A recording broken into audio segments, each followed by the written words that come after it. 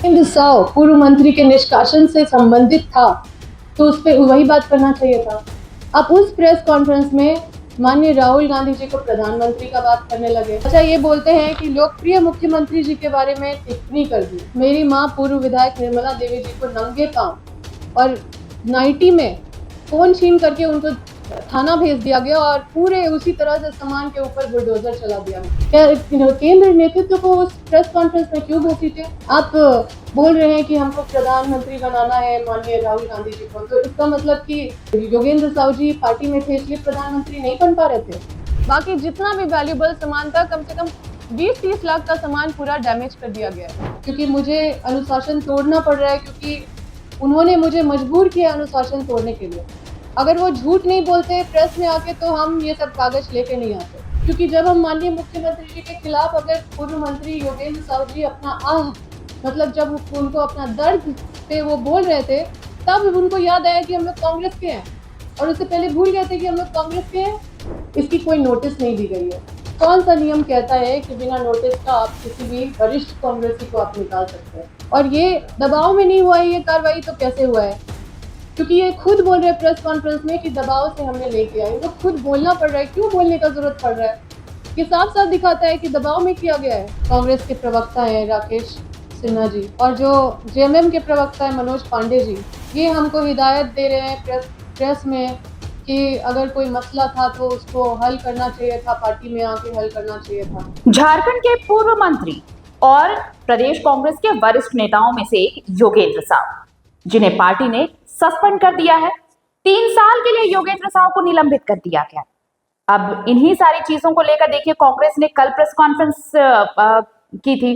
कांग्रेस के press conference में जो प्रदेश अध्यक्ष हैं, उन्होंने बताया था कि भाई उनकी बयानबाजियां जो है वो सरकार के खिलाफ हैं, तो ये सब इसकी वजह से अनुशासनहीनता का मामला बनता है, इसलिए उन्हें सस्पेंड कर दिया गया।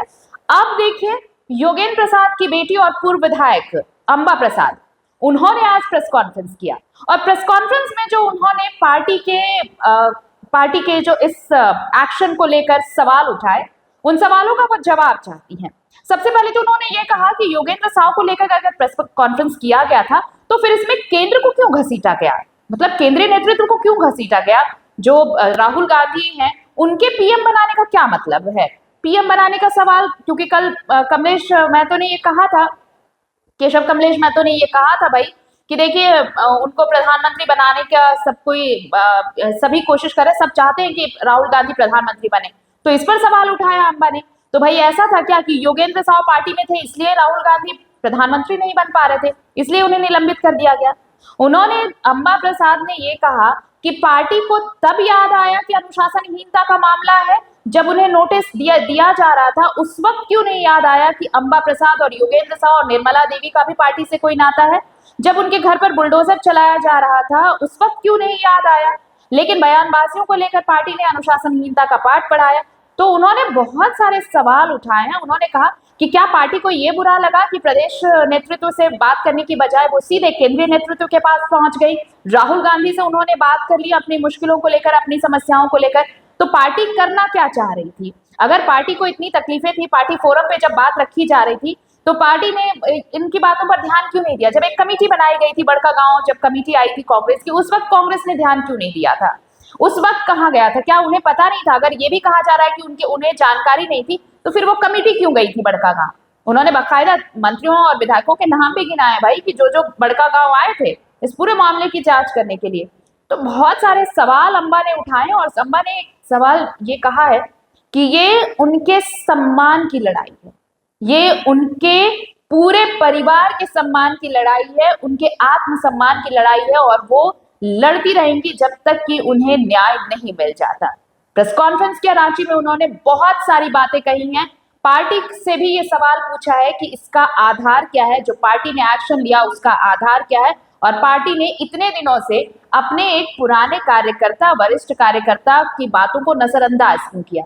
सुनिए अंबा प्रसाद क्या कुछ कह रही हैं इस प्रेस कॉन्फ्रेंस में।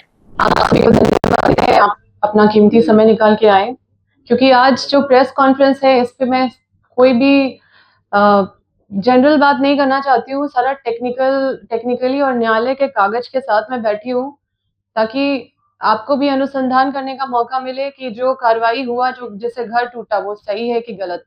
तो मैं सबसे पहले तो मैं शुरुआत करना चाहती हूँ कि आप लोग सब जानते हैं कि लगातार 15 साल से हमारे परिवार के ही कोई ना कोई बड़कागांव में विधायक के रूप में काम किए और पूर्व मंत्री भी रहे हैं और लगातार जनप्रतिनिधि के तौर पे हमारा पूरा परिवार बड़कागांव में विस्थापितों के लिए मुआवजे और पुनर्वास को लेके, भू अर्जन को लेके, विस्थापन को लेके लगातार संघर्ष करते आ रहे हैं, जिसके वजह से आप लोग जानते हैं कि हम लोग को हमेशा टारगेट किया गया, जेल भेजा गया, झूठा मुकदमा किया गया। मतलब हमको लगता है कि झारखंड में कोई ऐसा परिवार नहीं होगा जिसने इस लड़ाई में इतना झेला हो। आप सोचिए कि पिताजी पूर्व मंत्री श्री योगेंद्र साहु जी को दुमका जेल में रखा जाता था, माता मेरी रामगढ़ जेल में रखा गया था और मेरे भाई को रखा गया था हजारीबाग जेल में। जिस परिवार पे इस तरह का दौर गुजरता है वो परिवार समझ सकता है कि क्या होता है इसका मतलब। और 7 साल उनको जेल में भी, जेल का यातना भी झेलना पड़ा, जेल में भी कई तरह के टॉर्चर किए गए।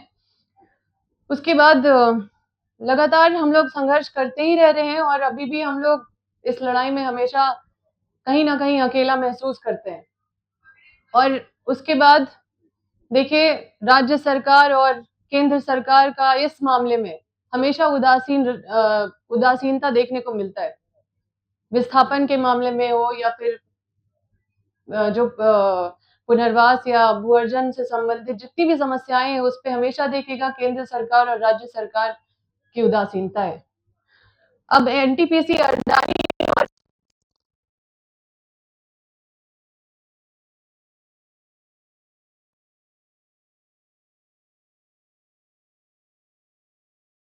परेशान कर रहे हैं और मुआवजा और पुनर्वास से वंचित करते आ रहे हैं। अब इसमें सारी रैयतों में से एक रैयत हम लोग भी हैं। अब हम सबसे पहले तो आपको ये दिखाते हैं, ये सरकार का मिनिस्ट्री ऑफ कोल का एक क्लैरिफिकेशन, स्पष्टीकरण का एक चिट्ठी है, जो सिर्फ कोल, मिनिस्ट्री ऑफ कोल का नहीं है, बल्कि ये विधि विभाग, और ये आपको कागज दे देंगे, ये विधि विभाग और लॉ एंड जस्टिस से भी ये एडवाइस लेके ये क्लैरिफिकेशन है। इस पे एक राजपत्र भी निकला है, जिसको, राजपत्र को आप क्या बोलिएगा, लॉ ऑफ लैंड होता है। तो भारत का राजपत्र भी निकला हुआ है कि अगर 2015 के पहले अगर मुआवजा नहीं मिला है तो 2015 के बाद 2013 लागू होगा, कोल बेरिंग एक्ट लागू नहीं होगा। ये राजपत्र आप देख सकते हैं और ये क्लैरिफिकेशन भी देख सकते हैं, जिसमें स्पष्ट लिखा हुआ है और हम इसमें अंडरलाइन कर दिया। आप बस इस लाइन को पढ़िएगा कि 1/9/2015 के पहले अगर मुआवजा मिल गया है तो फिर वो कोल बेरिंग एक्ट उस पर फॉलो, मतलब अगर मिल गया है तो वो कोल बेरिंग एक्ट चलेगा। लेकिन अगर 1/9/2015 से पहले अगर मुआवजा नहीं मिला है तो उस पर 2013 लागू होगा। ये डॉक्यूमेंट आप लोगों के लिए है। हम लोग लगातार संघर्ष किए और हमारा संघर्ष का नतीजा ये भी है, लोग बोलेंगे हम लोग लड़ते रहते हैं, कभी कोई बोलता है कुछ, कभी कोई रूमर उड़ाता है, लेकिन हम लोग के संघर्ष की वजह से आज बड़कागांव में 3 लाख मुआवजा से लेकर 25 लाख मुआवजा पूरा बड़कागांव अगर उठा रहा है तो हमारा संघर्ष का देन है। कोई दूसरा जनप्रतिनिधि ये नहीं बोल सकते हैं कि हम लड़े हैं या फिर उनका देन है। हम लोग इतना ही नहीं बल्कि पसरिया और बरबनिया में 56.88 एकड़ लैंड को कंपनी को वापस दिलवाएं, जिसमें कि बड़ा सा अखबार में भी, कई अखबारों में छपा है। तो ये हम चंपई सोरेन जी के मदद से हम ये करवाए थे और झारखंड में पहली बार, देखें यहाँ लिखा हुआ है, झारखंड में पहली बार माइनिंग के लिए ली गई जमीन रैयतों को लौटाई। ये भी हमारा संघर्ष था। अब हम आते हैं कि कई रैयत जिनके पास पैसा है वो हाईकोर्ट जा रहे हैं कि हमें मुआवजा निर्धारण करने के लिए हमें 2013 अधिनियम के तहत हमें मुआवजा निर्धारण करके दिया जाए, क्योंकि हम RFCT, हम कोल बेरिंग एक्ट के तहत नहीं लेना चाहते मुआवजा। अब जिसके पास पैसा है वो हाईकोर्ट जा रहे हैं रैयत। अब 83 रैयत, 83 रैयत हाईकोर्ट गए हैं। ये 2 ऑर्डर है, एक ऑर्डर तो है जिसमें कि एक रिट पिटीशन है जिसका ऑर्डर भी निकल गया, कई मामले लंबित भी है, कई मामले के ऑर्डर निकल गए। तो ये ऑर्डर है, इसमें देखिए कोर्ट ने भी लिखा है एप्रोप्रिएट अथॉरिटी के पास जाइए। अब न्यायालय का भी इस तरह का ऑर्डर आता है कि संबंधित पदाधिकारी के पास जाइए। अब सोचिए कि रैयत लोग का क्या होगा कि संबंधित पदाधिकारी के पास जाइए, इसका ऑर्डर दिखा दिए। अब इसमें 1 2 3 इतने सारे रैयत है, ये सारे रैयत मतलब कि 5 रिट पिटीशन को क्लब करके एक ऑर्डर निकाला गया, जिसमें कि इसमें साफ साफ लिखा है कॉम्पिटेंट अथॉरिटी के पास जाइए और claim along with document as per new act. New act लिखा हुआ है, नया कानून क्या होता है, 2013 है, तो उस हिसाब से मुआवजा लेने के लिए संबंधित अधिकारी के पास जाइए। और कौन संबंधित पदाधिकारी, इसमें हाईकोर्ट भी नहीं लिखे हैं। तो आप सोचिए कि जिनके पास पैसा था वो ये ऑर्डर ले लिए हैं, जिनके पास पैसा नहीं था वो हाईकोर्ट नहीं गए, और हाईकोर्ट जाके भी क्या फायदा, क्योंकि उनको भी इसी तरह का ऑर्डर मिलेगा। और डीसी के पास जब जाया जाता है इस ऑर्डर को लेके तो डीसी भी कोई कार्रवाई नहीं करते हैं। और ये नया कानून जो है, हम इसमें भी अगर आप देखिएगा कि इसके हिसाब से अगर सक्षम पदाधिकारी देखेगा तो यहाँ पे कलेक्टर लिखा हुआ है, तो कलेक्टर है संबंधित पदाधिकारी। अब रैयत जाए तो कहाँ जाए, क्योंकि अंधा गूंगा सरकार में अगर इस तरह का ऑर्डर आएगा और सरकार पूरी तरह से अंधी और गूंगी रहेगी तो ऐसे में रैयत को न्याय कैसे मिलेगा। अब हम आते हैं अपने मामले पे। हमें, आप लोग जानते हैं कि देखे होंगे घर टूटा, उस मामले में हम आप लोगों के पास रखते हैं। 24/6/2008 को अधिग्रहण किए हैं, आज 2026 है और ये कोर्ट में 2 प्रेयर करते हैं, ये इन्हीं का प्रेयर है। और हम ये भी बताते हैं कि हमारा भी केस चल रहा है, हम भी किए हैं एनटीपीसी के खिलाफ केस, और ये रिट पिटीशन जो हाई कोर्ट में है उसका नंबर 5483/25 है, जिसको जो एनटीपीसी के खिलाफ चल रहा है। तो ये रिट पिटीशन में हमने भी आईए फाइल किया था, आईए नंबर 540/2026 है, जिसमें हमने स्टे के लिए मांग किया था कि जबरन ये हमारा घर तोड़ने का प्रयास या साजिश किया जा रहा है, इसमें तुरंत स्टे लगाया जाए। और यहाँ पे जो एनटीपीसी ने प्रेयर किया, ये बहुत मजेदार प्रेयर है, आपको सुनना चाहिए। एक प्रेयर किया है कि नेसेसरी डायरेक्शन, मतलब डायरेक्शन दिया जाए, ये क्लेमेंट को डायरेक्शन दिया जाए विद कि रिमूव द स्ट्रक्चर को रिमूव करने के लिए, और विड्रॉ द एफोरसेड कंप्लेंट केस। इतना मतलब हम कोई केस किए हैं हजारीबाग में, उसको विड्रॉ करने के लिए, ये सोचिए इनका इतना हिम्मत है, इनका मतलब गुंडागर्दी कोर्ट में भी चल रहा है कि ये कोर्ट में प्रेयर कर रहे हैं कि ये जो फलाना केस कंप्लेंट केस नंबर है इसको विड्रॉ करने के लिए बोला जाए, तब जाके इनको मुआवजा मिले। और ये मीडिया में आके बोल रहे इनको मुआवजा मिल गया है, हम तो ये ऑर्डर आपको दे रहे हैं। ये इस तरह का प्रेयर कर रहे हैं, तो आप समझ सकते हैं इनका मंशा क्या है। हम ये ऑर्डर शीट भी लाए आपके लिए, जिसमें ये डेट देखिए कि इतना तारीख को 16/7/25 को ये केस दर्ज किए हैं, और हम खुद 24 को हम प्रेजेंट हो गए हैं कोर्ट में, और हम भी इनके खिलाफ हम फाइल किए हैं। और उसके बाद 13 तारीख को जब हम प्रोटेस्ट के साथ चेक लेने के लिए हमारे पार्टी गया, जब योगेंद्र साहू जी प्रोटेस्ट के साथ मतलब विरोध के साथ चेक लेने के लिए जब कोर्ट में गए, तो इन्होंने तुरंत एक उसी दिन पिटीशन डाला कि इनको चेक नहीं मिलना चाहिए, पहले ये केस वापस ले, पहला, और दूसरा कि अपना स्ट्रक्चर खत्म करे। और हमने जो हाई कोर्ट में स्टे के लिए प्रेयर डाला था उसका नोटिस उनको मिला, उसका नोटिस उनको मिला है, जवाब देने के लिए उनको जो तारीख मिला है वो 19/3/2025 को मिला। अब 19/3/2000 नहीं, सॉरी 14/3/2026 को इनको नोटिस मिला, और 19/3 जैसे ही इनको स्टे का नोटिस हाथ में मिल गया, 19/3/2026 को ये जाके 2000 फोर्स के साथ घर को ध्वस्त कर दिए। अब सोचिए कि इतना इनका जो इतना हिम्मत कहाँ से आया है। कोर्ट में मामला चल रहा है, कोर्ट में इनको रिप्लाई फाइल करने के लिए बोला जा रहा है, कोर्ट में हमारा बहस के लिए पेंडिंग है मैटर, हमारा इनको भी, ये भी आ रहे हैं, हम भी जा रहे हैं, और इसी मामले पे ये कोर्ट में चल रहा है। आप सोचिए कि जो हमारा संविधान का जो 14 अनुच्छेद है, जिसमें right to equality before law, मतलब कानून की नजर में सबको बराबर, और अनुच्छेद 21 जिसमें कहता है कि right to life and personal liberty, जिसमें कि हमको सम्मान से जीने का अधिकार है, और जब तक कि कोई न्यायिक प्रक्रिया नहीं हो तब तक हम मतलब हमारे जो स्वतंत्र जो अधिकार है उस पर कोई बाधा नहीं डाल सकता है। लेकिन ठीक ही राहुल गांधी जी बोलते हैं कि संविधान मर रहा है।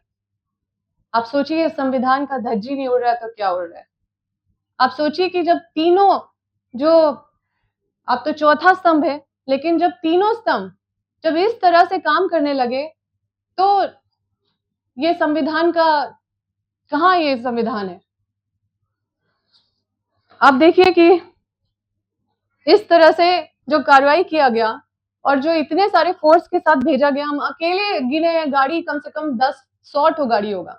अब वो जो नया जो गाड़ी निकला है, ऐसा लग रहा है मेरे ही लिए वो गाड़ी निकाला गया है और वहां पे भेजा गया है, और सारा सायरन बजा बजा के आप सोचिए कि अकेले एक महिला घर के अंदर है, और उसके बाद वो महिला को ऐसे नंगे पैर उठा के नाइटी में फोन छीन के एक भी सामान निकालने नहीं दिया गया, और सारा सामान को डैमेज कर दिया गया। मुश्किल से सिलेंडर, बोलने के लिए लोग बोल सकते हैं कि हम लोग कुछ सामान निकाले, सिर्फ सिलेंडर गैस निकाले और कुर्सी टेबल निकाले, बाकी जितना भी वैल्यूबल सामान था कम से कम 20-30 लाख का सामान पूरा डैमेज कर दिया गया है। और जो भी डैमेज सामान भी कुछ लोग वहां पे निकाल के रखे थे उसको भी पुलिस उठा के ले गया। तो हम ये सारा कागज आपको सौंपते, आप अपना अनुसंधान कीजिए कि क्या ये न्याय है। और ये एक थ्रेट मैसेज है झारखंड के रैयतों को जो देने का कोशिश किया गया है झारखंड पुलिस के द्वारा या कॉर्पोरेट के द्वारा। आप सोचिए कि एनटीपीसी के मतलब ये एनटीपीसी के पॉकेट में पुलिस प्रशासन, प्रशासनिक ऑफिसर या पुलिस ऑफिसर या सरकार, क्या एनटीपीसी के पॉकेट में नहीं है? ऐसे ही इतना सारा फोर्स आ जा रहा है। और हमारे माननीय मुख्यमंत्री जी, क्या वो पुलिस मंत्री नहीं है? क्या उनके बिना संज्ञान में आ जा रहा है? क्या एक बार भी मेरा सूद लिए कि क्या दिक्कत है? हम किसके लिए लड़ाई लड़ रहे हैं? ये हमारा व्यक्तिगत लड़ाई नहीं था। हम दूसरे का भी लड़ाई जब लड़ रहे थे तो समझौता कर लेते थे जो रैयत है, क्योंकि वो गरीबी में थे, उनका झोपड़ी टूटता था, घर टूटता था, तो उनको कुछ हल्का फुल्का मुआवजा मिलता था तो हम उनकी भी लड़ाई लड़ते थे। और उसके बाद फिर पता चलता था कि 2-4 लाख रुपया लेके वो बोले मैडम हम लड़ नहीं पाएंगे, छोड़िए ना। तो हम इस लड़ाई को उस आधार बना के पूरे क्षेत्र का लड़ाई, पूरे समझिए कि पूरे झारखंड का लड़ाई, इसी लड़ाई को हम समझ रहे थे। लेकिन हम ये भी बता देते हैं कि इन सबको हम जवाब देंगे, क्योंकि हमारे लड़ाई में कहीं पे भी कोई बेईमानी नहीं है, और हम लोग पूरा परिवार पूरे अपने आप को झोंक दिए हैं इस लड़ाई में। और आज हमारा अगर कोई साथ नहीं दे रहा है, उनको भी एक दिन जवाब देना पड़ेगा, और हम अकेले भी ये लड़ाई को लड़के और उनको जीत के दिखाएंगे। और ये जो कार्रवाई हुआ है इसका घोर निंदा करते हैं, और हम आपको इस पार्टी के विषय में भी हम अलग से हम प्रेस कॉन्फ्रेंस करके हम लोग को 30/5/2025 को दिया, ठीक है। दूसरा नोटिस हम लोग को दिया है 10/6/2025 को, ये कागज हम आपको दे देंगे। और तीसरा नोटिस दिया है 20/6/2025 को, ये तीसरा नोटिस है हम। और जब चौथा नोटिस दिया तो ये बोलते हुए दिया, और सारा नोटिस सीबीए एक्ट के तहत मुआवजा निर्धारण करने से संबंधित है। सारा नोटिस में लिखा हुआ है कि सीबीए एक्ट के तहत मुआवजा निर्धारित करने के लिए आप आइए और मुआवजा निर्धारित करने में हमको सहयोग कीजिए। तो ये चौथा नोटिस जो मिला है उसमें ये बिल्डिंग डिवीजन से मुआवजा निर्धारित कर दिए। अब ये बिल्डिंग डिवीजन से मुआवजा निर्धारित करके यहाँ लिखते हैं कि हम ट्रिब्यूनल में आपके खिलाफ हम केस किए हैं, आप वहां पे जाके अपना मुआवजा लीजिए। तो फिर ये सोचिए कि बिल्डिंग डिवीजन कौन से राज्य के प्रपत्र में लिखा हुआ है कि बिल्डिंग डिवीजन को ये पावर है कि वो मुआवजा निर्धारण करेगा जाके, और वो भी कारखाना का। क्या कारखाना निरीक्षक नहीं है झारखंड में? उसका पद खत्म हो गया है? या कौन सा झारखंड सरकार में ये नियम है? मतलब ये अवैध तरीके से एनटीपीसी ने मुआवजा निर्धारण करा है। ये कागज आपको जरूरत होगा तो दे देंगे। अब ये कोर्ट के ऑर्डर है और ये कोर्ट का पिटीशन है जो हम नहीं, एनटीपीसी खुद ये फाइल किया है, और ये हम नहीं बोल रहे, ये एनटीपीसी खुद बोल रहा है कि हम जो भूमि अधिग्रहण है वो 24/6/2008 को किए। आप 24/6/2008 को भूमि अधिग्रहण किए हैं और 25 को हमको नोटिस दे रहे हैं मुआवजा निर्धारण करने का। तो क्या इनको नहीं पता है कि हम पे कौन सा कानून लागू होगा, कि 2013 लागू होगा, 2013 का नया अधिनियम लागू होगा। तो हम कोर्ट गए, कोर्ट में हम केस नहीं किए, ट्रिब्यूनल कोर्ट में यही केस किए हमारे खिलाफ। तो वहां पे ये लिखे हैं कि हम 24/6/2008 को हम अधिग्रहण। फिर से आप सभी को जोहार। आप सबसे हमारे संघर्ष और हमारा लड़ाई किसी से छुपा हुआ नहीं है। हमारा लड़ाई है मुआवजा 2013 के अधिनियम के तहत वहां पे अपने क्षेत्र में दिलाना। उसी के तहत सभी लोगों को फायदा होगा, राज्य को भी फायदा होगा। तो इसकी लड़ाई लड़ रहे हैं और इसमें बहुत सारी यातना सह रहे हैं। पूर्व मंत्री श्री योगेंद्र साहु जी लगभग 1 साल से धरना प्रदर्शन में थे और लगातार आप लोगों के पास न्यूज भी आता रहा। अब क्योंकि अचानक से प्रेस कॉन्फ्रेंस में हम लोगों ने देखा कि पूर्व मंत्री श्री योगेंद्र साहु जी को निष्कासित कर दिया गया है, तो इस पे तो हम लोगों से कोई पूछा भी नहीं, कोई हम लोग को नोटिस भी नहीं दिया। अब जब प्रेस में आके जब बोल रहे हैं तो कई झूठ भी बोल रहे हैं। झूठ ये बोल रहे हैं कि कोई मसला था तो पार्टी में आके बोलना चाहिए था। झूठ ये बोल रहे हैं कि किसी के पास साथ भी अगर दिक्कत होता है, कोई पार्टी वर्कर अगर परेशान रहता है तो हम उसके साथ खड़े रहते हैं। और प्रवक्ता जो है, जो कांग्रेस के प्रवक्ता हैं राकेश सिन्हा जी, और जो जेएमएम के प्रवक्ता है मनोज पांडे जी, ये हमको हिदायत दे रहे हैं प्रेस में कि अगर कोई मसला था तो उसको हल करना चाहिए था, पार्टी में आके हल करना चाहिए था। तो हम मनोज पांडे जी जो जेएमएम के प्रवक्ता है उनसे ये पूछना चाहते हैं कि कोई भी समस्या का अगर किसी मसला को अगर हल करने का अगर कोई एसओपी है गठबंधन की सरकार में तो वो उसको मतलब जारी कर दीजिए, क्योंकि दूसरा क्या मसला होता है हमको पता नहीं। क्योंकि हम हर फोरम पे और हम हमेशा अपना जो समस्या है क्षेत्र का वो हमेशा बताते रहे हैं। और अगर पार्टी ये कहती है कि हमने उनको सूचित नहीं किया है, तो पहले तो मैं माफी चाहती हूँ हमारे रामेश्वर राव जी जो डिसिप्लिनरी कमेटी के जो अनुशासन समिति के अध्यक्ष हैं, क्योंकि मुझे अनुशासन तोड़ना पड़ रहा है, क्योंकि उन्होंने मुझे मजबूर किया अनुशासन तोड़ने के लिए। अगर वो झूठ नहीं बोलते प्रेस में आके तो हम ये सब कागज लेके नहीं आते और हम भी प्रेस में नहीं आते। लेकिन झूठ बोल के कि हम लोग मतलब कोई मसला पार्टी में हम लोग नहीं लेके गए या पार्टी में उनको जानकारी नहीं था, और लगातार इतना प्रताड़ना हम लोग तब से क्षेत्र में झेल रहे हैं। अभी तक इस साल के बारे में बता रहे हैं कि 7 केस मेरे पिताजी के ऊपर हुआ है और कई रैयतों के ऊपर हुआ है। फर्जी मुकदमा होते गए और हम लोग सूचना देते गए, लेकिन उन लोग को कोई बचा नहीं पाया। तो मेरे पिताजी जब धरना दिए थे या फिर जो आंदोलन छिड़ा था, तो हम लोग को धमकी भी मिला था, जो आप लोगों को प्रेस कॉन्फ्रेंस के माध्यम से बताए थे कि कोई बीजेपी के एमपी सीएम रमेश जिसका नाम है, वो धमकी दिए थे कि तुम्हारा राजनीतिक पॉलिटिकल करियर बर्बाद कर देंगे, तुम्हारे पिताजी को अरेस्ट करवा देंगे, जेल भेज देंगे और भी तरह तरह का चीज। लेकिन जो ऑन रिकॉर्ड है हम उसी पे बात करेंगे। तो उस पे भी पार्टी के लोग कुछ भी बोलने से बचते रहे। आप लोग अनुसंधान करके इस विषय को अलग और इस विषय को क्लोज करने के बाद फिर आप दूसरे विषय पे आप हमसे दूसरा सवाल करिए।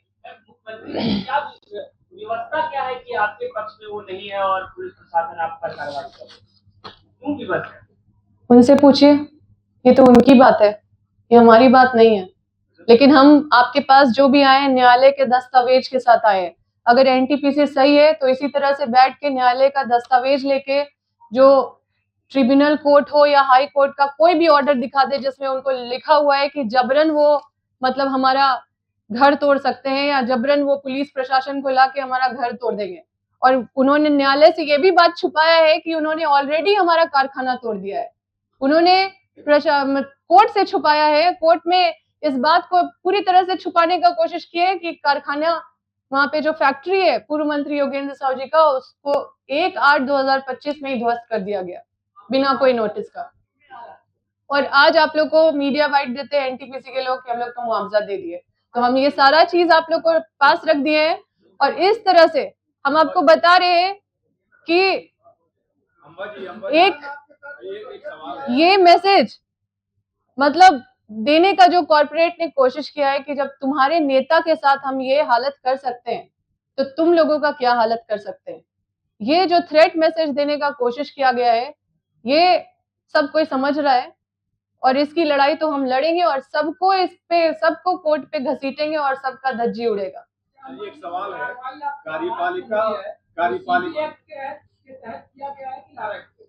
कोई तहत नहीं, क्योंकि कोर्ट में जब मामला चल रहा है आर्टिकल 21 क्या बोलता है, जब तक न्यायिक प्रक्रिया चल रहा है आपका कोर्ट में और जिस संबंध में चल रहा है और आप भी पिटीशन दायर कर रहे हैं, आप उसमें इन्वॉल्व हो चुके हैं, आपके पिटीशन पे सुनवाई होने वाला है, हम भी अपना रिप्लाई दे चुके हैं, तो आप उससे पहले कैसे कार्रवाई करेंगे।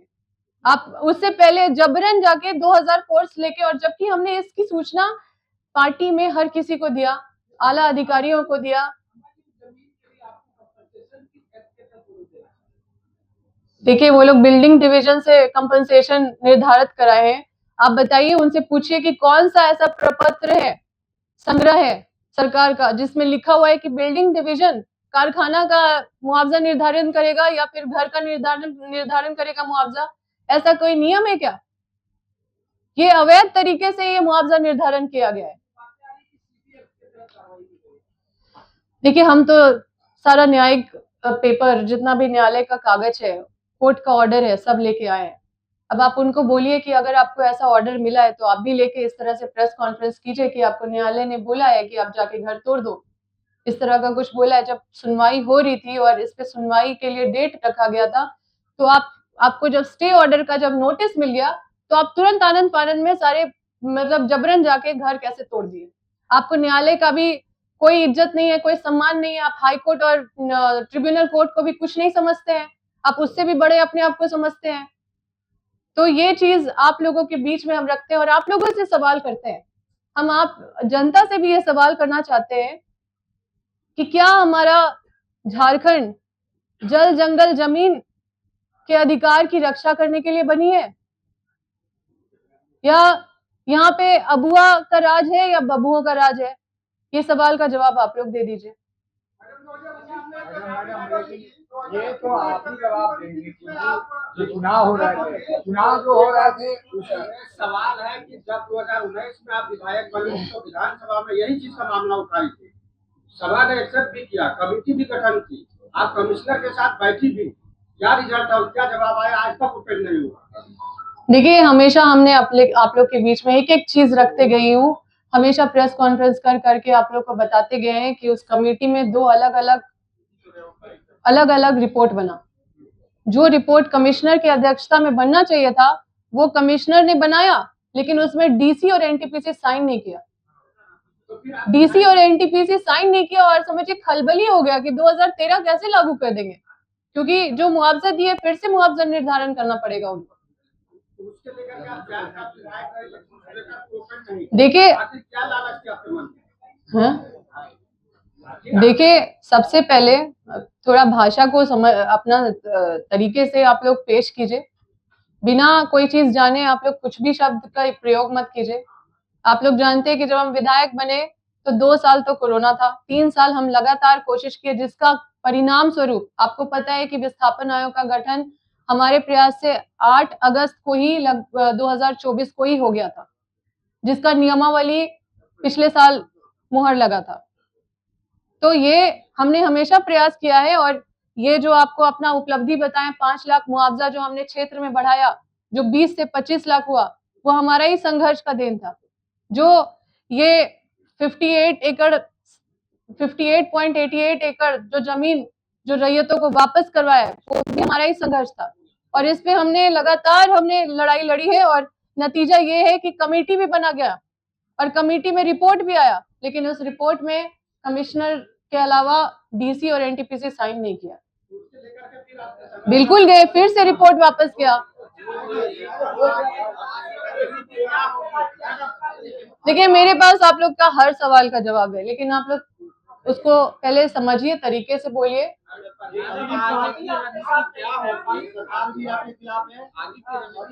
वो हम आपको इस सब्जेक्ट में हम नहीं चाहेंगे कि इसको खिचड़ी बनाए। इसको पहले आप इस सब्जेक्ट को अलग रखिए, फिर हम इस सब्जेक्ट को क्लोज करिए, उसके बाद फिर हम आपको दूसरे सब्जेक्ट पे हम आते हैं। हाँ, ये महसूस होते रहा और इसलिए हम केंद्र नेतृत्व के पास गए और वहां पे सारे चीजों को रखे। तो क्या इनको इस बात का दिक्कत हो रहा है कि हम सीधा डायरेक्ट केंद्र नेतृत्व के पास चले गए? अच्छा, ये बोलते हैं कि लोकप्रिय मुख्यमंत्री जी के बारे में टिप्पणी कर दी है। मतलब इनको और कुछ नहीं दिख रहा है कि हमारे साथ अन्याय हो रहा है इतना समय से, और किस तरह से मेरी माँ पूर्व विधायक निर्मला देवी जी को नंगे पांव और नाइटी में फोन छीन करके उनको थाना भेज दिया गया और पूरे उसी तरह से सामान के ऊपर बुलडोजर चला दिया गया। नाश्ता तक नहीं करने दिया गया। 11-12 बजे वो नाश्ता बना के नाश्ता करने ही जा रही थी, उसी समय ये सारा प्रकरण किया गया। 1 बजे जब तक हम पहुंचे थे तब तक पूरा घर ढा दिया गया था। उस दिन मेरे पिताजी दिल्ली में थे और ये सारा कार्रवाई सोचिए कि इतना सारा पुलिस तैनात करके 2000 पुलिस तैनात करके वहां पे दे दिया गया। क्या माननीय मुख्यमंत्री जी मेरा सूद लिए कि क्या दिक्कत है? ये सब कार्रवाई करने से पहले पार्टी ने कुछ सूद लिया? अगर हमने नहीं बताया तो ये क्या है फिर, जिसमें राजेश कच्छप जी, रामचंद्र सिंह जी और सुरेश बैठा जी जो तीनों विधायक है वो हमारे क्षेत्र क्यों गए थे अगर हमने नहीं बताया था? तो ये कमेटी का निर्माण क्यों किया गया था? इसमें साफ साफ लिखा हुआ है कि वहां पे रैयतों का और जो योगेंद्र साहु जी का कारखाना है उसको जबरन वहां पे बुलडोज कर दिया गया। किसी को वहां पे मुआवजा नहीं दिया जा रहा नियम पूर्वक, और इस पुलिस द्वारा रात में मारपीट भी किया जाता है और रैयतों के साथ शोषण भी किया जाता है। और जो हमारे घर 400 पुलिस फोर्स भेज दिया गया था सीएम रमेश के कहने पे, उस पे ये कमेटी बनी थी। अब उस पे ये कमेटी बनी तो रिपोर्ट क्या हुई? ये क्या अनुशासन समिति ने सूद लिया? क्या अनुशासन समिति एक पक्ष कार्रवाई के लिए बस है?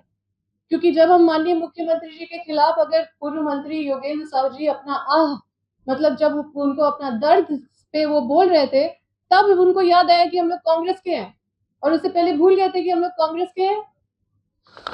तो ये कमेटी बनी, उसके बाद भी हम लोग लगातार लगे रहे तो एक और कमेटी बनी, और ये कमेटी जो बनी है ये 30/1/2026 को बनी है। अब ये कमेटी में 2 मंत्री भी हैं और तीनों विधायक हैं। जो मंत्री है वो वित्त मंत्री भी है, स्वास्थ्य मंत्री भी है, और विधायक राजेश कच्छप जी है, रामचंद्र सिंह जी है, सुरेश बैठा जी है। इसकी एक बार भी बैठक हुई है क्या? क्या इन लोगों को आपने देखा है कि इस संबंध में या इस मामले में कभी भी बड़का गांव में गए हैं? क्या आपने देखा है? क्या अनुशासन समिति इसको नहीं देखती है? क्या आपने कभी सुना है कि हमारे कितने सारे विधायक कांग्रेस मंत्रियों के खिलाफ बोलते रहते हैं? क्या वो लोकप्रिय नहीं है? क्या लोकप्रिय सिर्फ माननीय मुख्यमंत्री जी हैं? हो सकता है कि कांग्रेस के मंत्री लोकप्रिय नहीं है, इसीलिए उनके खिलाफ टीका टिप्पणी करने पे भी कोई कार्रवाई नहीं हुआ, ना ही किसी को नोटिस गया। अब कोई अमर्यादित भाषा का तो उपयोग नहीं किया था पूर्व मंत्री योगेंद्र साहु जी ने, ना ही कोई गाली दिया था। उन्होंने ये बोला था कि साजिश के तहत हम लोगों को यहाँ पे पॉलिटिकली बर्बाद करने का और पॉलिटिकली खत्म करने का साजिश किया जा रहा है। तो क्या गलत बोला था? क्योंकि इतने सारे पुलिस फोर्स, जितना थाना नहीं है हजारीबाग लोकसभा में, उससे ज्यादा वहां पे पुलिस फोर्स आपको तैनात दिखेंगे। हमको लगता है दूसरे जिला से भी बुला लिए गए थे। इतना हूटर, इतना सायरन बजा बजा के कम से कम 100 गाड़ी तो हम खुद से गिने हैं जो वहां पे जाके हूटर बजा रहे थे। आप सोचिए, एक अकेली महिला, संवेदनशीलता भी नहीं है। तो उस समय से लेकर ये पहला तारीख 22/8/2025 से लेकर ये जब परसों जब पूर्व मंत्री योगेंद्र साहु जी अपना वीडियो रिलीज किए तब उनको नींद खुला। इतने दिन से प्रवक्ता हमारे कहाँ सोए हुए थे?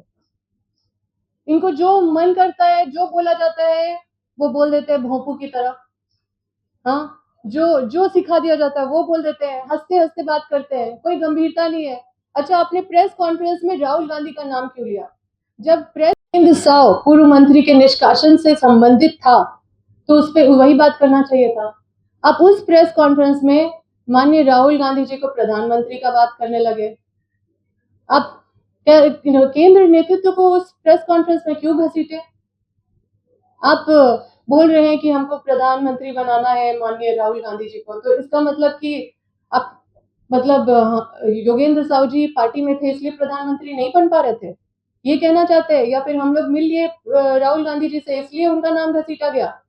या उनको ये तकलीफ है कि हम यहाँ पे इनको बाईपास करके और डायरेक्ट राहुल गांधी जी से डायरेक्ट हो गए, वहां पे मिल लिए?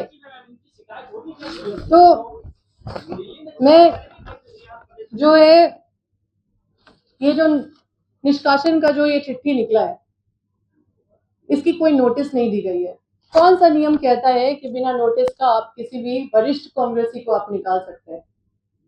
और ये दबाव में नहीं हुआ है ये कार्रवाई, तो कैसे हुआ है? क्योंकि ये खुद बोल रहे हैं प्रेस कॉन्फ्रेंस में कि दबाव से हमने नहीं किया है। इनको खुद बोलना पड़ रहा है, क्यों बोलने का जरूरत पड़ रहा है? ये साफ साफ दिखाता है कि दबाव में किया गया है। मैडम, पूर्व मंत्री जी की अपनी गिरफ्तारी हुई थी, उसको लेकर भी कांग्रेस ऑफिस में प्रेस कॉन्फ्रेंस की थी और तत्काल में रिलीज करने का आरोप लगा। देखिए, उसमें भी हम लोगों के साथ साजिश हुआ, क्योंकि हम लोग जब लाइव भी आए थे तो उन रैयतों का मुंह दिखा रहे थे और उन रैयतों के लिए हम लोग उन रैयतों के लिए बोल रहे थे कि इन लोगों को रिलीज कर दिया जाए, और रिलीज होगा तो सब होगा साथ में, है कि नहीं?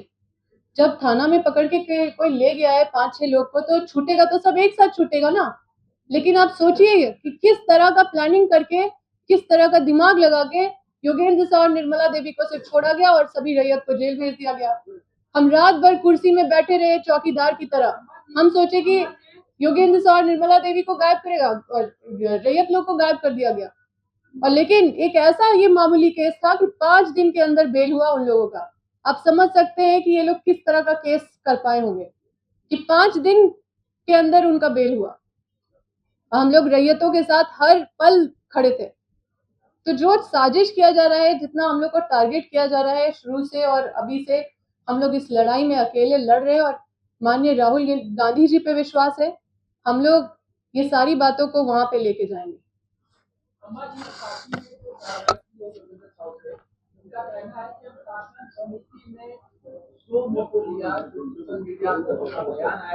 कांग्रेस के अनुशासन समिति ने पार्टी के संविधान की धारा 9 के तहत उन पर कार्रवाई की है कि सरकार और गठबंधन की छवि को धूमिल कर रहे थे। ये कार्रवाई क्या मुख्यमंत्री के इशारे पर हुई, आपको लगता है?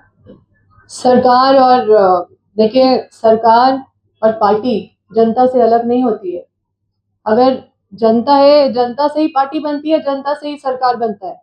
और अगर जनता परेशान है, रैयत परेशान है, अगर उसको नजरअंदाज करके चलेंगे तो पार्टी की छवि बहुत बड़ी अच्छी नहीं होगी। और हम लोग उसी का लड़ाई लड़ रहे थे।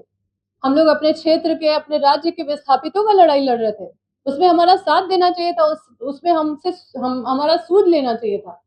लेकिन कभी भी नहीं पूछा गया। और इतना सारा चीज जानते हुए हमेशा हम लोगों ने पत्रचार किया, केस के रेफरेंस भी दिया, केस चल रहा है ये भी बताया, लगातार अपडेट करते रहे। बावजूद उसके ये सारा कार्रवाई अचानक से कर दिया गया, जरूर किसी दबाव में किया गया। देखिए, जो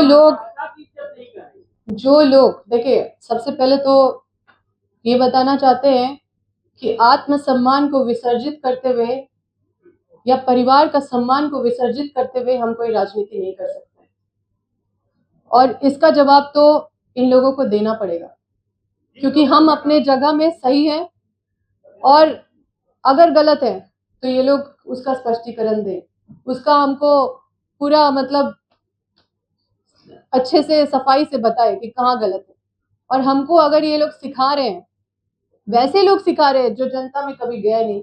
ये दोनों प्रवक्ता जो जेएमएम और कांग्रेस के हैं, जो मीडिया में बोल रहे हैं, ना ही कभी मतलब ये लोग इतने वरिष्ठ नेता हैं जो कभी आज तक ना चुनाव लड़े, ना कभी जनता के बीच गए, ना कभी कोई जनता का समस्या से कोई मतलब रखे, ना ही कोई जनता के मुद्दे से इनको कोई मतलब। पार्टी में रहते हुए आप ये लड़ाई लड़ेंगे, पार्टी से जवाब भी मांग रहे हैं। देखिए, पार्टी 2-4 आदमी नहीं है। ये लोग जो मिलके यहाँ पे पार्टी का, अब हम उस पर ज्यादा बोलेंगे तो बहुत ज्यादा अनुशासनहीनता पे हम नहीं जाना चाहते। थोड़ा सा हम अनुशासन भंग जरूर किए जिसपे हमको मजबूर किया गया है। बाकी आप लोगों के बीच में इस विषय पे फिर से आएंगे, लेकिन कुछ मामलों को हम पार्टी के स्तर तक ही रखना चाहते हैं। ये तो प्रभारी का भी आदेश होगा कि पूरे अम्मा जी इस पूरे प्रकरण में आपके जो स्टेट इंचार्ज उनकी भूमिका को किस तरीके से देखते हैं? उन्होंने आपको सुना था? देखिए, हम तो अभी किसी से बात नहीं कर रहे क्योंकि ये सारा चीज को हाँ बिल्कुल सारा बात गया। इनफैक्ट वो अपने मेल से सभी डीसी को, एसपी को, चीफ सेक्रेटरी को, डीआईजी, डीजीपी सबका मेल हमसे लिए कि किसको किसको मेल करना है। तो उन्होंने बोला कि हम सबको मेल करवा रहे हैं आपका केस का रेफरेंस देते हुए कि इस तरह का चीज हो रहा है तो उस पर कार्रवाई नहीं हो करते हुए। और मेल गया भी है, मेल सभी को मेल भी गया है और वो भी प्रभारी की तरफ से। कांग्रेस की आला कमान को तो नहीं सुन रहा है। लेकिन मतलब अम्मा जी क्या ये सारे विषय को लेकर आप सेंट्रल लीडरशिप के पास जाएंगे? बिल्कुल जाएंगे, क्यों नहीं जाएंगे। और जानकारी संतोषजनक आपके पास जवाब नहीं आता है तो आगे का प्लान आपका क्या है? देखिए, सब अभी बैठ के तो प्लानिंग नहीं कर रहे हैं हम, लेकिन जहां तक हम आप लोग से साझा किए हैं, इसके बाद अगर जो भी आगे का गतिविधि जो भी होने वाला होगा तो हम आपको जरूर अवगत कराएंगे। पूरे प्रकरण में कहीं आर्थिक लाभ भी है क्या? किसी की आर्थिक नुकसान? देखिए, हम बहुत टेक्निकल प्रेस कॉन्फ्रेंस रखे हैं जिसमें कि हम पूरे न्यायिक कागजात के साथ आए हैं। हवाई बात कोई भी कर दे, एक परिवार जो हमेशा लड़ते रहा है, हमेशा संघर्ष करते रहा है, हमेशा जेल का यातना और राज्य बदल हर तरह का चीज सहा है और जनता को दिया भी है अपने संघर्ष का लाभ। अब उसके बाद भी लोग जो विपक्ष है वो आरोप पे आरोप लगाते रहेंगे। मतलब जो कभी कुछ कंपनी के खिलाफ एक शब्द नहीं बोलते हैं वो बहुत ईमानदार है और जो लड़ रहा है वो बेईमान है।